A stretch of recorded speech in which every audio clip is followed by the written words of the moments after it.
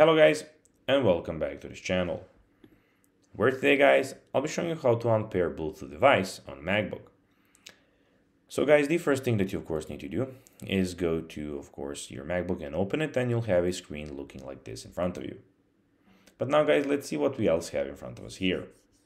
So in the top left corner, we can see that we have the Finder, File, Edit. We have the View, Go, Window, and Help option. And in the top right corner, we have the date, Wi-Fi, battery, and all of those things. And in the bottom screen, we can see that we have all of your application, of course, the ones that you are using. But now guys, let's see how you can actually go and unpair Bluetooth device on MacBook. First of all, what you need to go and do is click on the Apple logo in the top left corner of the screen and select System Preferences. So click on here and click on System Settings to be precise. This will pop out.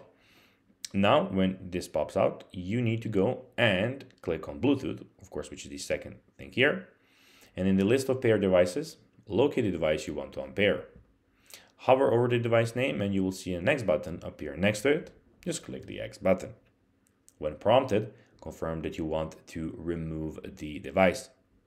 This will unpair the device from your MacBook and will no longer automatically reconnect when the device is in range. So guys, that will be everything for this video. I hope that you found this video informative and entertaining, guys. If you did, don't forget to like this video, share it, subscribe to the channel, and put the notifications on, as guys, this really helps us grow our channel. So if you have a few seconds, it will be pretty cool if you could do this for us. So guys, that will be everything for this video. I hope you enjoyed it.